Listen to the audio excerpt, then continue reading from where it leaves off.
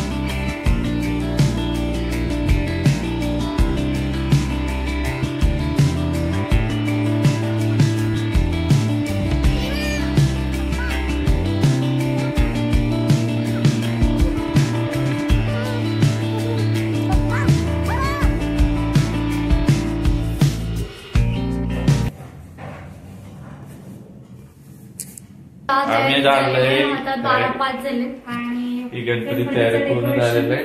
फक्त लाइटिंग वगैरे राहिलेली आहे. आता चाललोय आम्ही गणपती आणायला. चला चला चला चला चला चला. अरे बाबा चप्पलच ती घालायची पप्पाला आणताना.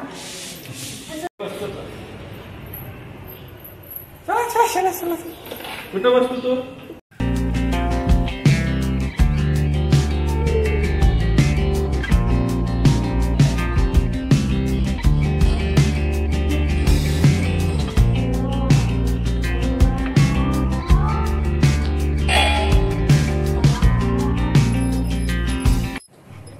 त्यानंतर दुपारची जी आरती आहे ती आम्ही गणपती आणल्यानंतर करून घेतली आणि दुपारच्या आरतीचं शूट करता आलं नाही कारण त्यावेळेस कसं घाई झाली होती.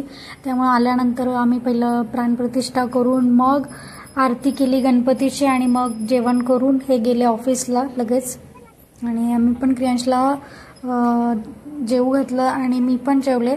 त्यानंतर क्रियांशला झोपायचं होतं त्यामुळे नाही वेळ भेटला दुपारी. हे जे आहे आता परत आम्ही रात्री जे आहे परत रात्रीच्या आरतीची तयारी चालू आहे. आणि रात्रीच्या आरतीची तयारी करताना ट्रायपॉड आम्ही लावलेलं होतं मोबाईल सेट करून, पण क्रियांश काय आमचं तिथं शांत बसत नव्हतं. तो सारखा ट्रायपॉडकडे जात होता. त्याच्या बाप्पा त्याला तेच म्हणत होते की तिकडे जाऊ नको, तू इकडे ये, इकडे ये, इकडे ये.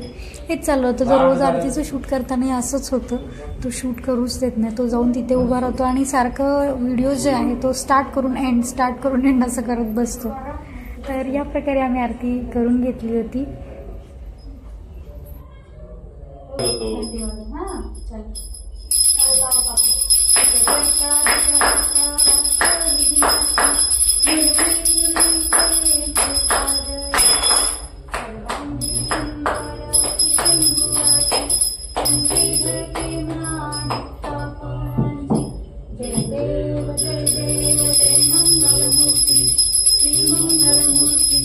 दर्शन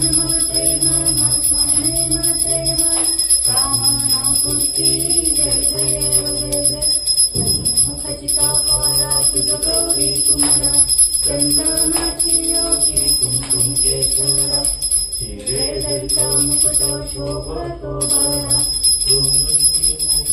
शरणी भागर्या जय देव जय देव मुक्तधरती ताम्र खैवर वंदना सरळ चंद्र हरे राम राम राम हरे हरे कृष्ण कृष्ण कृष्ण हरे हरे हरे राम राम राम हरे हरे कृष्ण कृष्ण कृष्ण हरे गणपती बाप्पा मोरया मंगलमूर्ती मोरया क्रियांश बाप्पा मोरया तू म्हण की गणपती बाप्पा म्हणत ना तू म्हण मोरया क्रियांश आधी गणपती बाप्पा म्हणत असतो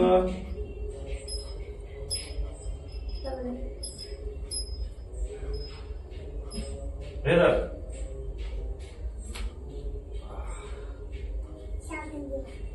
साखर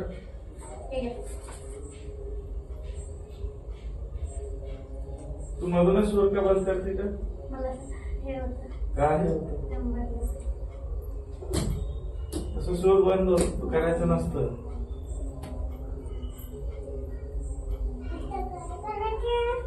आता गणपती बाप्पा मोरया म्हणायचं तू म्हण आधी म्हण तू गणपती बाप्पा मोरया म्हण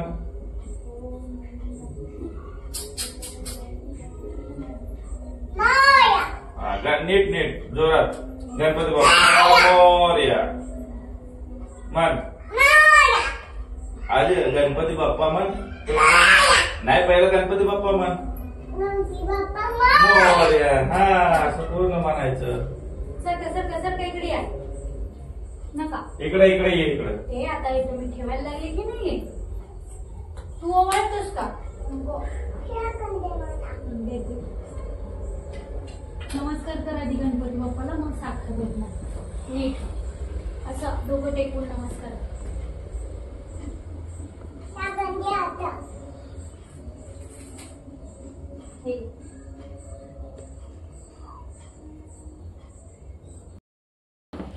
आताच आमची आरती करून झाली आहे तुम्ही बघितलं पण आरतीचा व्हिडिओ तर आणि क्रियांशचे पप्पा बसलेत आता जेवायला क्रियांशला पण मी भरवणार आहे आणि तुमच्या घरी पण बाप्पा आले असतील तर तुम्हालाही अनंत चतुर्दशीच्या खूप खूप खूप शुभेच्छा आणि त्याचबरोबर क्रियांशचे पप्पा काय बोलतात कारण त्यांची तब्येत आज ठीक नाही आहे नाहीतर आत्ता या टाईमला आम्ही बाहेर गेलो असतो थोडं बाहेरचे गणपती बघायला पण गेलो असतो है ना पण तब्येत ठीक नाही आहे त्यामुळं उद्या संडे असून पण नाही जाता येणार तर उद्या घरातच बसू आम्ही आणि सगळ्यात म्हणजे महत्त्वाचं घरात आता शांत आहे वातावरण कारण आमचा वायफायचा रिचार्ज संपलेला आहे त्यामुळं घरामध्ये पूर्ण शांतता आहे टी व्हीचा आवाज वगैरे नाही पण एकदा ते बरं वाटतंय शांत असेल तर नाही तर टी व्ही असतो ना सारखं टी व्ही चालू करून बसतो आपण सारखा तोच नाही तर बाकीच्या गोष्टींना वेळ देता येतो जेव्हा वायफाय बंद असतो तेव्हा त्याला म्हण तू गणपती बाप्पा मोरया म्हण सगळ्याला म्हण तू सगळ्यांना गणपती बाप्पा मोरया जोराने म्हण तिथं सांग सगळ्याला आणि गणपतीचं डेकोरेशन क्रियांशच्या पप्पांनीच केलेलं आहे कसं झालंय नक्की सांगा म्हणजे एकदम कमीत कमी वेळामध्ये त्यांनीच केलं डेकोरेशन काही केलं तर कसं झालं तेही सांगा आणि इथून पुढे आरतीचे सकाळची संध्याकाळची दोन्ही आरतीचे पण व्हिडिओज येत राहतील तर अशाच नेक्स्ट गणपती बाप्पाच्या आरतीच्या व्हिडिओमध्ये नेक्स्ट व्लॉगमध्ये आपण भेटूया तोपर्यंत अजून पण चॅनल तुम्ही सबस्क्राईब केलं नसेल तर नक्की सबस्क्राईब करा आणि व्हिडिओज माझे आवडत असतील तर शेअर करा भेटूया नेक्स्ट व्लॉगमध्ये तोपर्यंत बाय बाय